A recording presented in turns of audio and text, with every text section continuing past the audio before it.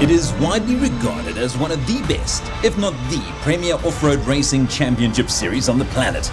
It is where the best of the best do battle on South African soil, in the best racing machinery you'll find anywhere in the world, and it's about to get even better. This is the first chapter in the 2024 book, the first throw of the dice in everyone's quest to add the coveted title of SA Champions to their names. Welcome to round 1 of the 2024 South African Rally Raid Championship. And all the action is brought to you by Toyota, hashtag Team Hilux Rally Raid, Ford, Castrol, and ICAM. It is a new year and it's a new season in the 2024 SA Rally Raid Championship. 7 races taking place this year, first of which in Mpumalanga is the Team Rally Raid Nkomazi. Let's just spend a minute to set the scene. The cars competing in the SARRC are some of the best in the world. In fact, a machine like this one, complete with a set of karting number plates, have won the world's most grueling race, the Dakar Rally, no less than 3 times in the last 5 years.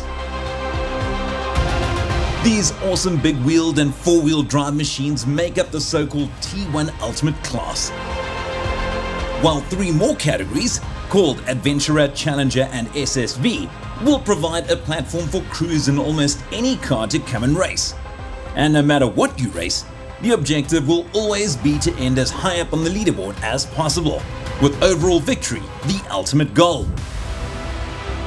And no one knows the feeling of overall victory better than South African off-road racing royalty and Dakar legend Janelle de Villiers. Look, I mean, I think this is by far the strongest championship in the world. We've got 21 T1 Plus cars here, which I haven't seen anywhere else in the world. For once, de Villiers or any other driver of a Toyota will not start the season as the defending champion, as that honour belongs to Gareth Woolridge, who clinched the 2023 title in style. The Ford driver is back to defend it with a new look car. Yeah, look, last year was brilliant. I think out of the 7 events, we were on the podium every race except one and won 3 of the events. So our best year yet. Hopefully we can do it again. As always, the younger of the Woolridge brothers could once again count on the help of older brother Lance. The new look range is fantastic. I think we went for really aggressive styling, but it's also functional. There's a lot of stuff that we really focused on our learnings from last year. The might of the Toyota Gazoo racing team did not take kindly to missing out on the 2023 title. So the team starts the 2024 season with a full arsenal, including both their Dakar sensations Sahud Varioa and Guy Bartrell. So really looking forward to doing the full season, and I hope to get it off on a good start. We're in a very, very strong championship, so if you manage to get onto the podium here, I think you're doing really well. And welcome back to former multiple champion Henk Lategan, who's making a welcome return. I can feel my shoulder's not 100% yet. It's good enough to race, but I'm not as fit as I used to be or as strong as I used to be. It will get back, but it's going to be a long road. Besides the factory entries from both Ford and Toyota, there were a number of crews that are more than capable of fighting for overall victory. And none more so than local Malalan heroes Johan and Vanna Horn. Yeah, no, we're happy to be back. You know, I haven't raced here since the last time we were here. Last year we missed. And never exclude the wily old fox Chris Visser, who returns with the Redline Revo, but now with GTR power under the bonnet. We did 2 regionals. We had some small issues there, but now the car's very good. So those are some of the names and faces of the crews that will do battle in the 2024 SA Rally Raid Championship. And this was the first of the battlegrounds. This is the Team Hilux Rally Raid Nkomazi 400, which, as the name suggests, would be contested on 400 kilometers of rough gravel roads in and around the low-fell town of Malalan. Nestled between the mighty Crocodile River on the one side and the towering hills of the Limbombo Mountains on the other, the town of Malalan borders the world-famous Kruger National Park.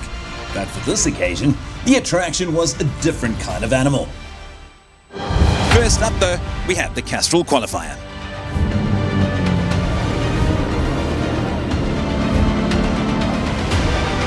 may have only been 11 kilometers in distance, but in a qualifying race, 11 kilometers can make all the difference in the world.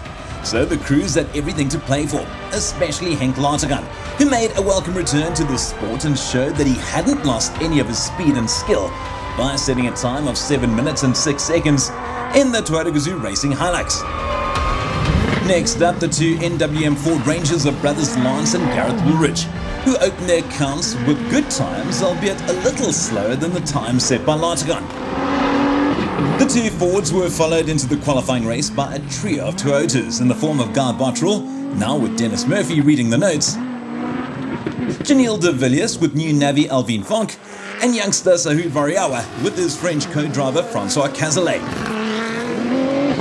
Variawa was quick and stopped the clock just 3 seconds slower than teammate Lategan to occupy the provisional second spot. While there were some issues for both de Villiers and Bottrell, who lost nearly half a minute each over the first few kilometers of the race. The extra power in the GTR-powered Redline Revo clearly helped veteran Chris Visser, who set a time well inside the top 10. But it didn't help as much as the local knowledge exhibited firstly by the Horn brothers Johan and Vanna, and shortly after that by local businessmen Evan Besson and Leander Pinard. The two Team Hilux Rally Raid cars set the 6th and 4th fastest times respectively. And then this happened. Youngster Jaden Els with Henry Kiernan in the Navi seat of the King Price Extreme SVR managed to stop the clock in a time of 7 minutes and 5 seconds. Just 1 second faster than Lategan, but enough to claim pole position. Plenty of expectations on some massive names competing here, but in the end, quickest of the lot and finishing fastest as we head towards the first stage, it was young Jaden Els alongside Henry Kiernan. Look, it's like a childhood dream. Seeing most of these guys race since I was a little boy, and now being up amongst them, it's amazing. There it is, the official results following the Castrol qualifying race, with Els topping the pile, just a single second ahead of Lategan. Variawa was best of the rest, with a great showing by Besson to occupy 4th, ahead of the first of the Fords, driven by Lance Woolridge. Locals, the Horn brothers, were next up, followed by yet another Ford, the GTR-powered Revo of Visser, and 2 more Toyotas in the form of Bottrell and de Villiers, who rounded out the top 10.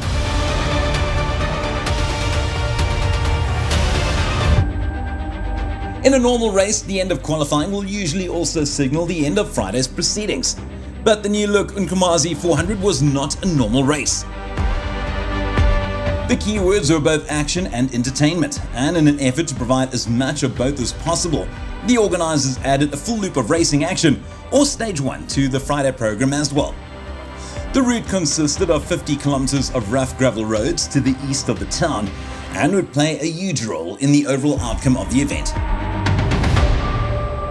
And so did the draw for starting positions. The 10 fastest crews from qualifying get to draw their starting positions in reverse order, which meant that the likes of Els and Lategan were still in prime position. And after the draw, this is what the new starting order for Stage 1 looked like.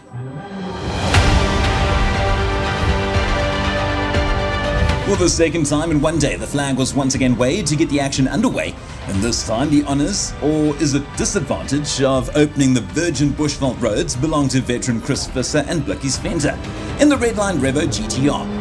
Visser was followed by a string of Toyotas, including the 2 Gazoo Racing versions of Guy Bottrell and Dennis Murphy, and Sahud Variawa and Francois Cazalet. And then the 2 Team Hilux Rally Raid versions of locals Johan and Vanna Horn, and Evan Besson and Leander Pinard. NWM Ford fans were happy to see their heroes line up next in the form of Lance Woolridge and Kenny Gilbert, and the defending champions Gareth Woolridge and Boyd Dreyer in their new look Ford Rangers.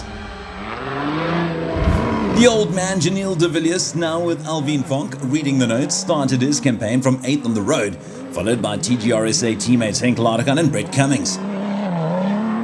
The men who qualified in pole position were none other than youngster Jaden Els and Henry Kiernan, and as a result the King Price Extreme SVR crew would start their race with a good view from 10th on the road. Meanwhile, at the front of the field, Visser found the going tough and had to settle for a time just outside the top 10, but ahead of the Bottrell Hilux, who lost time thanks to a flat tyre that needed changing. The performance of Daniel Schroeder and local Navi Ryan Bland deserves credit. The German driver not only completed the day's racing in a very competitive 10th position overall, but did so in an old and lower class Nissan Navara against fierce competition.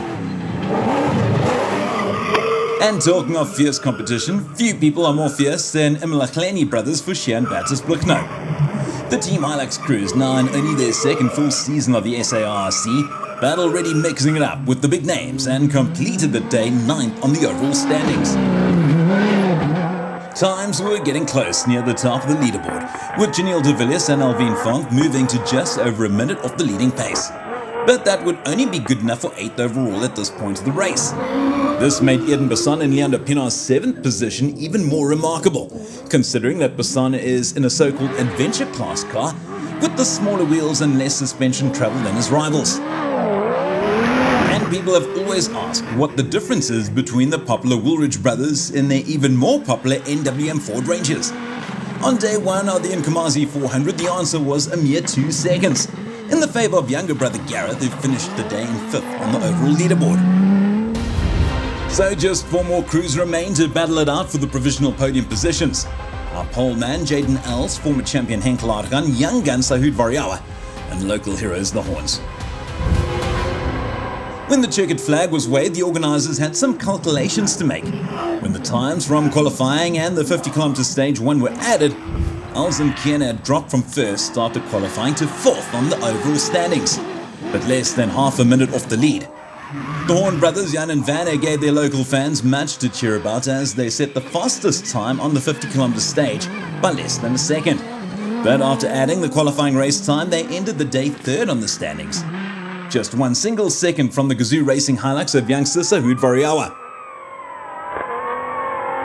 The young man clearly has a very bright future ahead of him and is obviously on a charge to make his mark in both local and international rally raid racing. But on the day, no one was able to match the outright pace of Henk Laargan and Brett Cummings, who ended the day with a 13-second lead over the rest of the field in their first race back since October last year. As far as the overall leaderboard was concerned, it was all about Henk Laargan, who re-established himself as the class of the field. It was a close affair between Variawa in 2nd and the Horn brothers in 3rd. Young Els completed the day in 4th, slightly ahead of the charging Ford Rangers of brothers Gareth and Lance Woolridge. An emotional day for the local Horn brothers, who won the loop and completed the day in 3rd.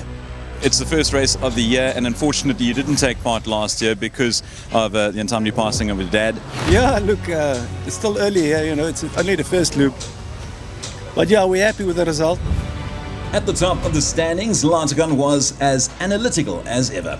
Yeah, times are extremely close. I think tapping the brakes once 10 meters too early would have made the difference. And that was pretty much that from day 1 of the Nkomazi 400 here on the banks of the Crocodile River in Malalan. It was an action-packed day for both crews and spectators alike. And the good news was that on the Saturday they could do it all over again.